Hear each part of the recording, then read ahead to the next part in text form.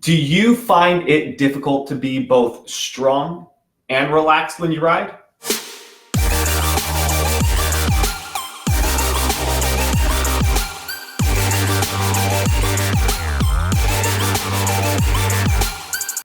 Today I'm going to be discussing the struggle of being both strong and fluid in your motion at the same time. And for the past few years, I've been working with riders who are not only wanting to improve their strength, but also to have better control of their muscular system, which allows them to be less tense when they need to and more relaxed in the saddle when they need to, and have that strength all at the same time. So if that's something that you struggle with, if you find yourself being both relaxed and strong in the saddle at the same time, let me know by clicking the like button and leave me a comment below. Let me know what areas you struggle with as far as what feels tight to you. So today I'm going to be helping you understand why that tightness exists in the first place and things that you can be doing to allow you to be more relaxed or less tense in certain areas of your body when you are in the saddle.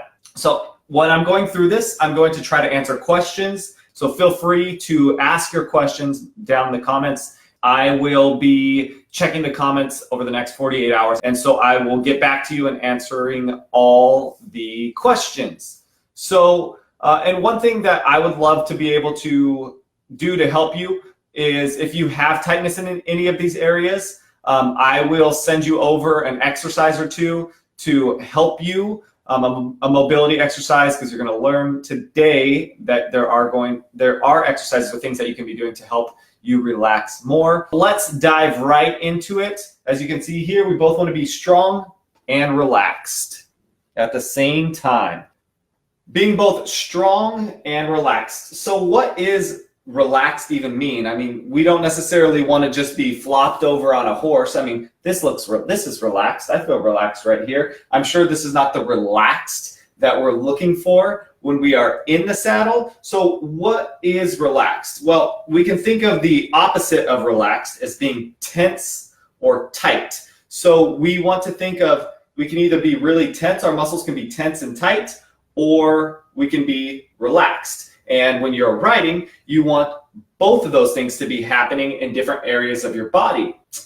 So if you have this tightness, I've seen it in, especially in riders, it's pretty common in the back, in the hips, sometimes in shoulders. So those are areas that I typically see this in.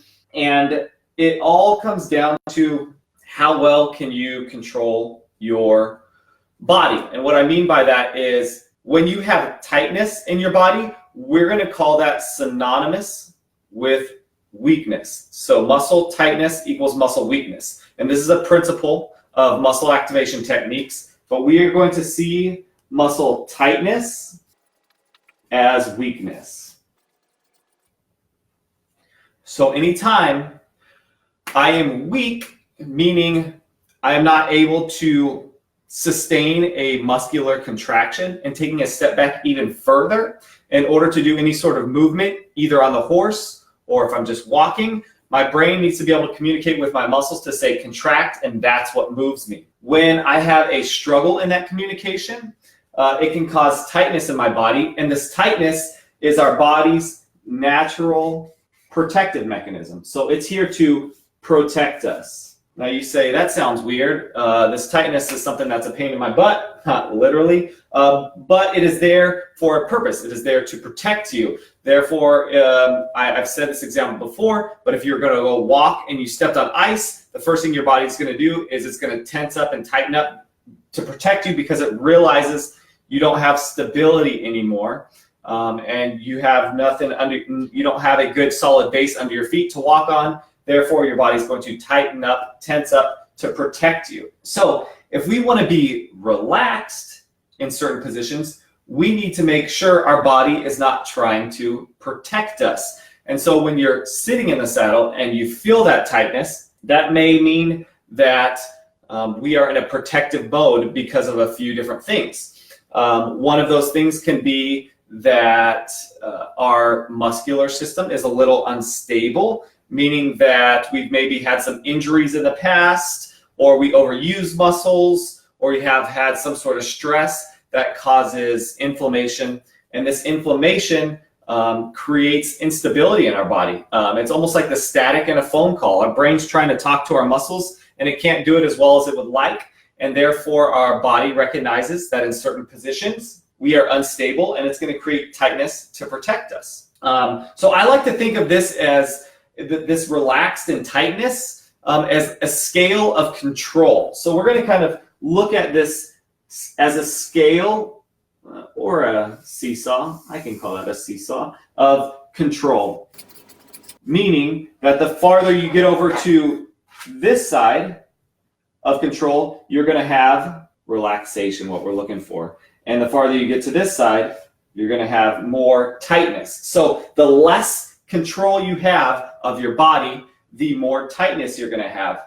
And the more control of your body, you're going to have more relaxation or more opportunity for relaxation. So tightness is obviously what we're trying to get away from. Relaxation is what we want to move towards, and our ability to control that. So I mentioned before, bringing in stability to your body is going to help you have more control of it. And we can bring in stability through things like muscle activation techniques, which is what I do in person. There's tons of practitioners out there that can help get your body, get your brain better communicating with your muscles to improve your ability to control your muscular system so it doesn't tighten up to protect you. And then there's also another part of this, which is going to be the mentality side of it. So how are you approaching your ride? Are you getting on there nervous? Are you tense? Did you have a rough day and you're bringing that into your ride? So there's a mentality side to this as well, that you can either decrease the control that you're feeling on the horse. If you're feeling nervous, you're going to feel less in control. And because you don't trust yourself or your horse in that time, you may tense up in that moment, causing less control. So we want to make sure that we can obviously improve this. So real quickly, some things that we may think are improving our ability to be more relaxed, but may actually be hurting us. I want to bring those into the light. These are things like taking pain medication, stretching, massage, or using foam rollers. Don't get crazy on me. I'm not saying these things are bad. But what I'm saying is that when we stretch, when we foam roll or get a massage, when we take a painkiller, what we're doing is we are tricking the nervous system into letting go of this tightness, to relax. We are taking away our protective mechanism. Now, you may enjoy this because you're not feeling that sensation of tightness, but just have an understanding that when you're getting on your horse and about to do something active, you may have taken away some of your protective mechanisms that may protect you if something were to happen, or the horse pulls, or you fall off, whatever it may be. You took away this protective mechanism and you didn't gain any more control in your body. And when you're on the horse, that's what it's all about, is how well can I control my body in this situation? Because the better you can control yourself, the better you can control your horse. So how do we improve that? Like I said, you can improve that through, I talked about muscle activation techniques. If you want more info on that, I can send you the link to their website. You can find a practitioner near you. The next thing we can do is we want to improve the control of our muscular system, right? The more control we have of it, the more opportunity we have to be relaxed when we want and strong when we want. So we can do this through very, very specific light strength training exercises. So very specific, being very intentional in the muscles that we are going to ask for a contraction. And then it's going to be on the lighter side, because the more intense or the more force or resistance we bring into an exercise, our body is naturally going to go towards the muscles that it trusts most. So the stronger stuff in your body is going to help and take over there, as opposed to giving an opportunity to maybe some muscles that we don't have as much control with. So we want to make sure that we are allowing our allowing some of these weaker muscles to help with this muscle contraction so that we can gain more control, allowing us to be more relaxed. And then I mentioned the mental side of it. One thing you can do, and this is something that I see with people when they come to work with me. Thanks for that. When people come to work with me and they lay on the table, and so in muscle activation techniques, there's a very specific way to test muscles to see if they are weak or strong and they can get this contraction and how well they can control it. But the first thing that needs to happen is you need to relax in a position, and then I'm going to test and apply a force to that position. And a lot of people struggle with the relaxed part. So this is an actual skill that you can develop, this awareness of what being relaxed feels like.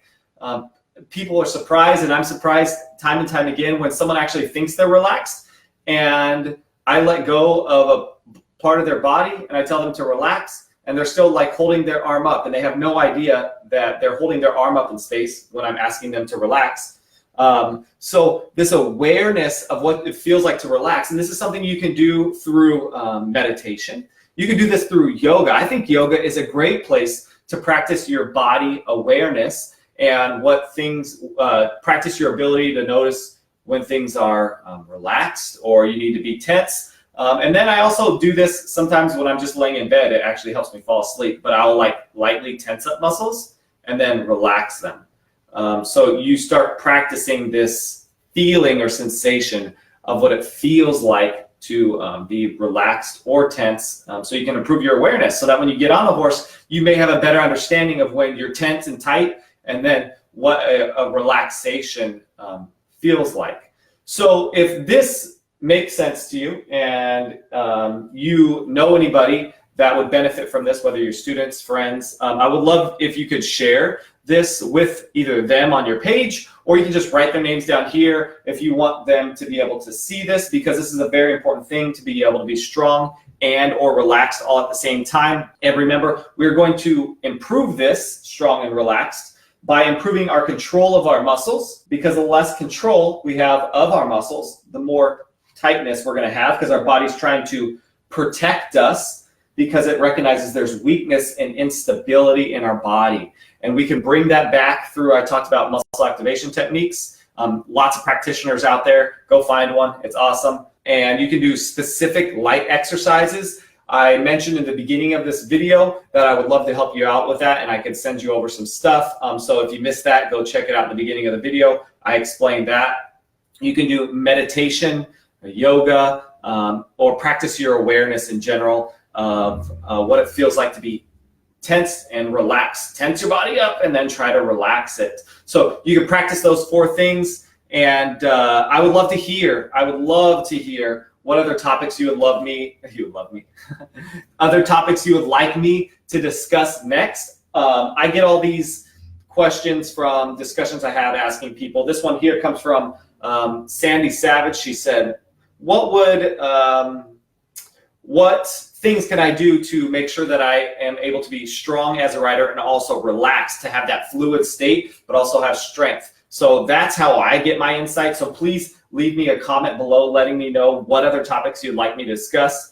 Thank you so much for joining me today. I look forward to talking to you soon. Again, leave me comments down below. Give me a thumbs up if this video helped you out or made sense to you at all, and share this. Bye. Thank you so much for watching this video. If you want to continue to become the best rider you can be for as long as possible, make sure you subscribe to my channel. I'm going to continue to put out videos and allowing you to get the most out of your body so you can get the most out of your horse.